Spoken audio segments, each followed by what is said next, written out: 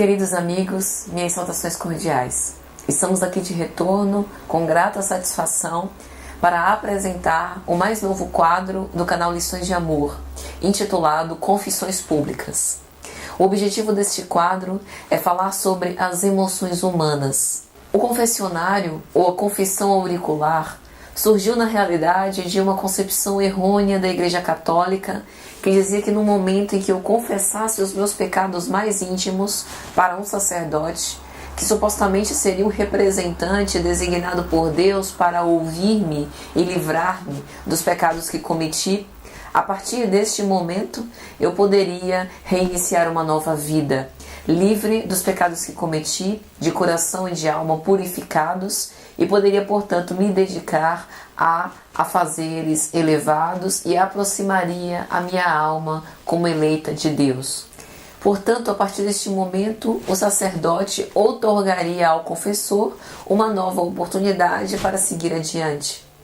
Entretanto, Jesus jamais estabeleceu intermediários que nos conectassem com o Pai.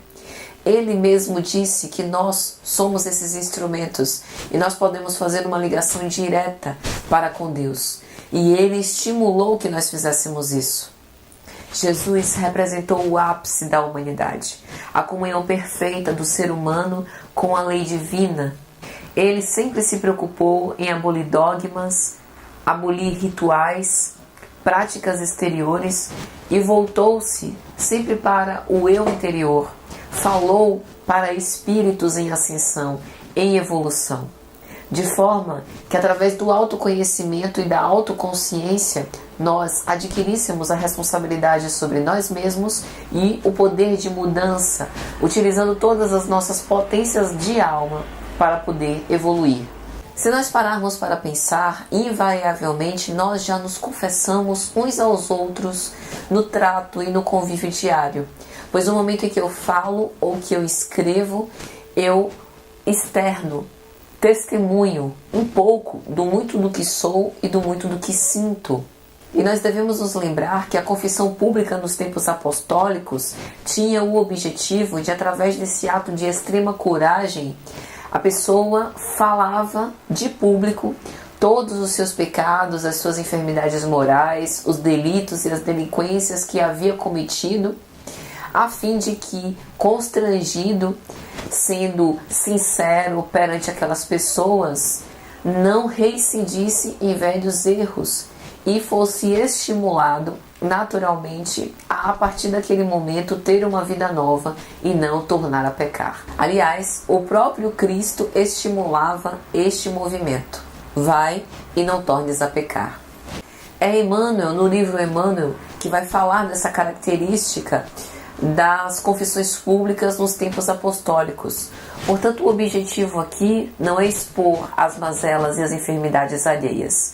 Entretanto, nós precisamos ter em mente que nem toda confissão tem esse poder.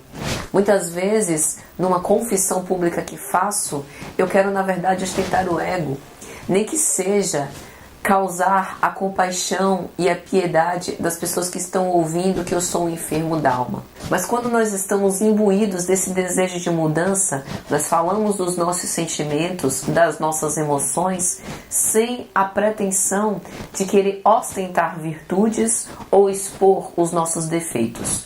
O objetivo é, no momento em que eu retiro do ímã do meu ser esses conteúdos internos e projeto para fora, como se eu expusesse numa tela mental, fica mais fácil de eu reconhecer quem eu sou internamente. E assim, fica muito mais fácil de eu empreender os meus esforços para a verdadeira mudança que eu quero. Então, a partir desse momento, eu entendo e conheço quais são as minhas sombras e, sem me atormentar, sem me afligir com a culpa, eu quero empreender uma mudança. A partir de agora, quero agir de forma diferente, expondo e colocando isso para fora, sabendo quais as raízes espirituais de todas essas emoções, as mais profundas, eu consigo de uma forma mais clara, mais didática, inclusive mais pedagógica, efetivamente mudar. Portanto, não é orgulho de sinceridade ou desejo de audiência. Antes, é terapêutica e eficaz para é realmente, definitivamente, nós empreendermos a nossa reforma íntima. As nossas emoções são os nossos patrimônios humanos. Nós precisamos nos conhecer, saber o que sentimos, de onde vem aquela inveja, aquele ciúme, aquela agressividade injustificável. Quais são as raízes dessas enfermidades? Nenhum de nós se orgulha por carregar essas mazelas. Portanto, nós precisamos voltar o nosso olhar para o nosso eu interior, a fim de investigar e analisar quais são as nossas más tendências, a fim de empreender uma mudança. Entretanto, autoconhecer-se não é tarefa fácil. Requer análise, requer silêncio interior, requer reflexão íntima. E nós vamos, neste quadro, nesses 15 vídeos, falar em cada um sobre um tipo de emoção. Provavelmente, todos nós vamos nos identificar com todas as 15 emoções. Nós somos um ser humano complexo, que através desse processo evolutivo, através dos tempos, fomos experimentando e trocamos de papéis, através de conjunturas sociais as mais diversas. Passamos por diversos tipos de vivências, por diversos tipos de provas, e assim como nós galgamos algum progresso, também delinquimos em algum aspecto quando nos afastamos da lei divina. Então esse conjunto complexo forma aquilo que nós somos. E através dessas discussões lúcidas a respeito daquilo que sentimos, analisando aquilo que sentimos, nós vamos chegar invariavelmente no cerne do ser. Lógico, guardadas as nossas devidas limitações, respeitando elas, porque no nosso atual estágio evolutivo nós ainda não podemos descortinar totalmente a verdade.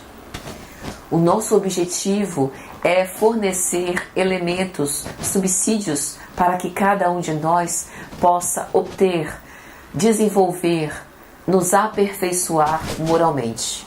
Este é o objetivo da doutrina de Jesus e das suas lições de amor. Este é o objetivo da doutrina espírita. Jesus, o Cristo Consolador, embora uma das características das suas mensagens divinas tenha sido o lenitivo, aqueles que sofremos e que padecemos de muitas dores, este não era o objetivo principal da sua mensagem arrebatadora. O objetivo principal da mensagem divina de Jesus, pensamos humildemente, sempre foi fornecer elementos para que nós pudéssemos nos reconhecer enquanto seres em evolução. E observe que Jesus, em todas as suas lições, sempre nos buscou estimular a desenvolver a nossa própria autonomia, assumir a responsabilidade por quem nós somos, reconhecer as instâncias psicológicas. O neurologista austríaco Sigmund Freud, autor da psicanálise, ao desenvolver as instâncias da personalidade, ele enunciou 3 principais instâncias. A primeira é o id, o nosso primitivismo, os instintos mais primários que nós herdamos do reino animal. Esse id compreende todos os nossos instintos de sobrevivência, de conservação da espécie, o desejo de comer, de dormir, fazer sexo, reproduzir-se, procriar, perpetuar a nossa espécie. Observe que os instintos, eles são extremamente importantes, porque eles nos mantêm presos à vida, é o nosso lado animal. Mas, para que nós possamos conviver em sociedade de uma forma mais ou menos civilizada, precisamos empunhar máscaras, e aí vai surgindo a importância substancial do ego. O ego é justamente essa segunda instância consciente em que eu tenho, em certo grau, que me recriminar, me recalcar nos meus instintos mais internos, a fim de que eu possa não devassar o direito do outro. Então, em certo grau, nós somos frustrados, segundo essa ideia de Freud.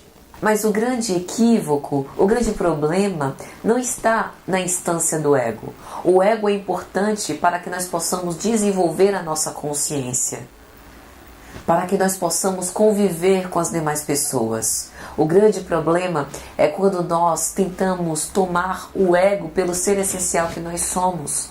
E aí nós ficamos na epiderme dessas sensações e não conseguimos mergulhar no imo do ser. No momento em que nós devassamos as nossas emoções internas sem culpa, nós penetramos no ser essencial que nós somos. Mas para este trabalho, para este mistério, é necessário coragem. Porque devido ao nosso atual patamar evolutivo, nós não vamos encontrar apenas virtudes. Vamos encontrar algumas virtudes conspurcadas por muitos vícios, por muitas enfermidades. Quando nós lançamos luz a essas sombras, descortinamos aquilo que estava oculto. O objetivo, portanto, é reconhecer quem nós somos e tentar alimentar e desenvolver cada vez mais a terceira instância trazida por Freud, o superego, os ideais superiores. Independente de qual seja a nossa conjuntura social, nós sempre podemos alimentar o nosso espírito por um ideal superior, um ideal transcendente que vai além da vida material. Nós somos espíritos tendo uma experiência no corpo físico e não o contrário. Portanto, nós precisamos ser alimentados, animados, ter a esperança de um ideal superior que é sobrevivente e imorredouro em relação a este mundo transitório. E isso é tão importante porque nós vamos perceber que as emoções se tornam mais enfermiças quando nós voluntariamente nos esquecemos dessa nossa fatalidade. Fomos criados para o progresso, para a felicidade, para a evolução enquanto espíritos. E a partir desse momento, quando nós pensamos sobre essa razão de coisas, o ciúme, o apego desmesurado a determinados afetos acaba ficando sem bases, acaba ficando sem razão de ser, sem plausibilidade. Porque nós percebemos que o verdadeiro afeto são aqueles liames psíquicos espontâneos e completamente voluntários pelos espíritos que se afinizam, se encontram e são simpáticos e que se buscam na multidão. Nós vemos que a agressividade, na verdade, tem as suas raízes no medo, em algo que lhe falta e que, portanto, precisa recolher externamente aquilo que não percebe que tem valor e que é valioso para si mesmo, inerente à sua própria essência humana. Sendo assim, apresentamos formalmente este novo canal para todos os amigos e, a partir dos próximos vídeos, vamos analisar emoção por emoção, a começar pela vaidade. Esperamos que tenham gostado, que tenha sido de alguma sorte útil e até o próximo vídeo, se Jesus permitir.